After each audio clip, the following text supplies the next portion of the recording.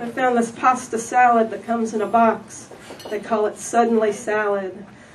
But it turns out you have to boil water, let the pasta cook for about 15 minutes, add some Italian seasonings. I really think they need to rename this product.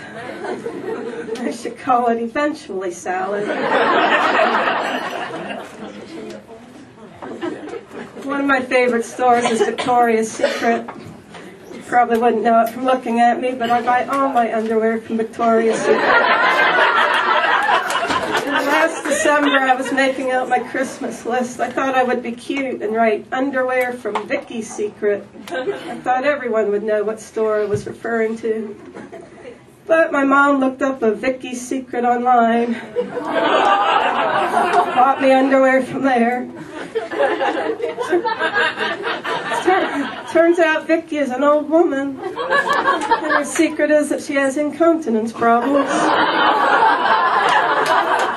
She wanted to make something a little prettier than Depends. And they are comfortable. But a little thick and itchy, she crochets them all. At least that's one thing my roommates will never borrow from me. Have you ever lived in the same house with two people who have been a couple for a long time, and all of a sudden one of them starts dating someone new, and the other one moves out? And the new person tries to act like they've belonged there all along. As if you've just heard an announcer's voice go, "The part of Janine will now be played by Sandra." Yeah. I was in that situation one time, trying to act like I was all right with it, but really not. And I'd barricade myself upstairs in my attic room, kind of like Anne Frank hiding out. I had the secret knock for when my friends came by. But somehow she guessed the secret knock. I open the door, she's standing there, smiling that evil smile. "I brought you something."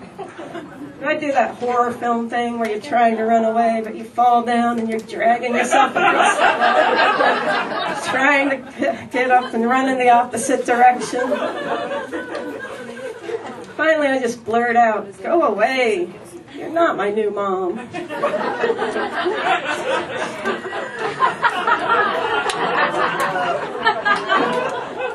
Actually, I don't have roommates anymore, luckily. My only roommate is my little cat.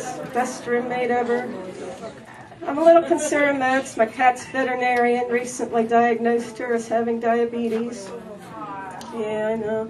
The reason this concerns me is that they weren't able to get the urine sample at the doctor's office, so they sent me home to get it and bring it back. But it was just so awkward trying to hold that little plastic cup under her butt in the litter box. I ended up taking her pee test for her. Unfortunately, based on the urine sample, the veterinarian now thinks she's also about to have kittens.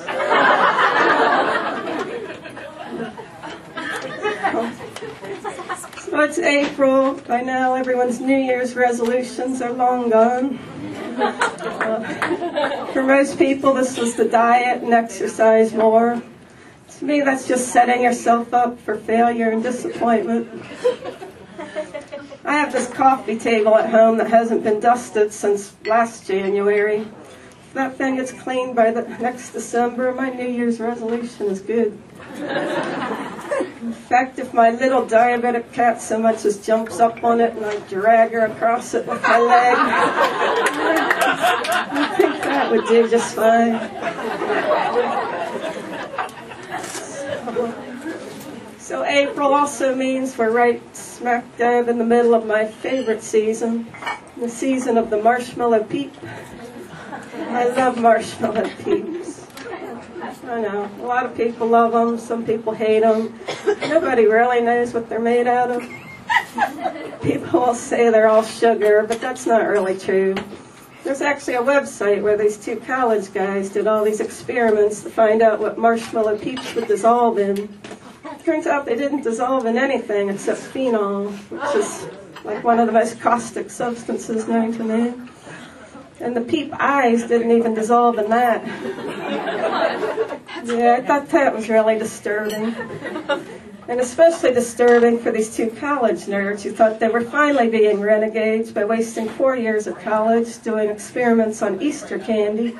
And they wind up getting drafted by the Office of Homeland Security to make biological warfare suits out of peep eyes.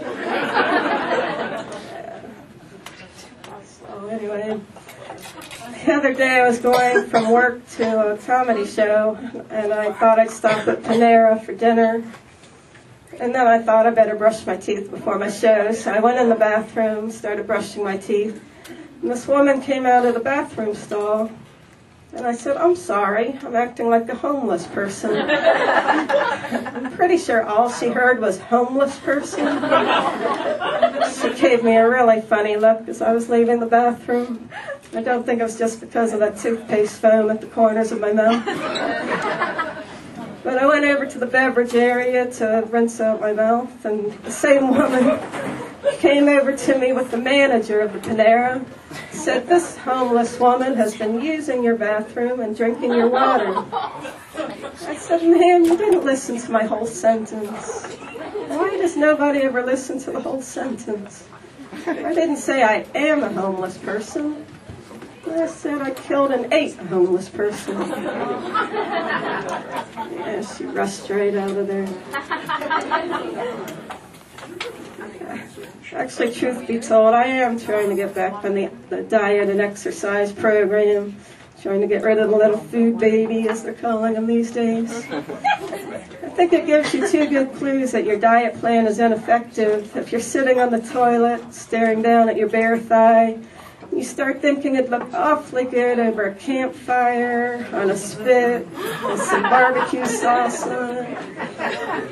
Because first of all, if that thigh had been doing the squats and running it's supposed to be doing, it wouldn't be welcome on anybody's dinner plate. And second of all, wow, now you've been single way too long when even your cannibal fantasies assume you're not going to have somebody else to eat.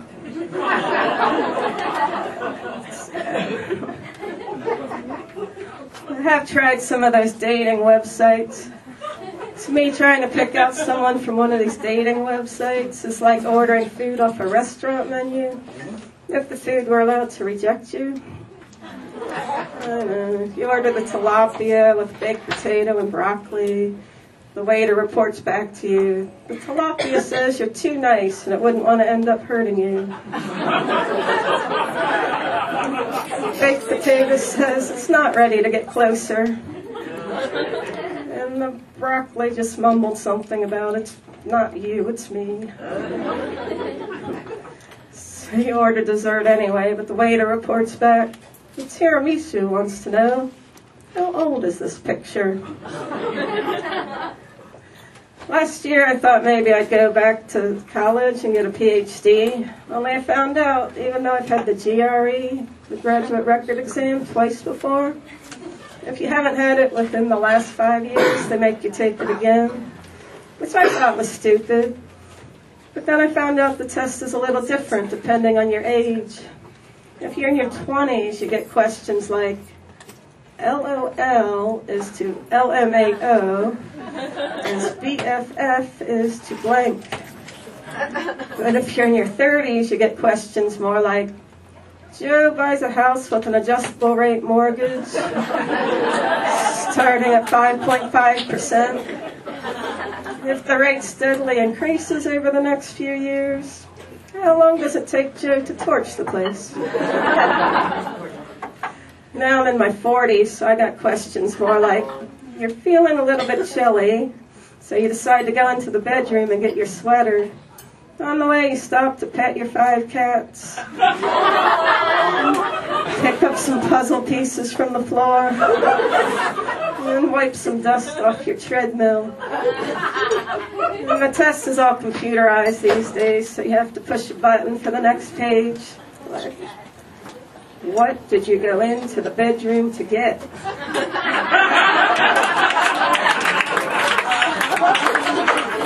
No, I went in there for something.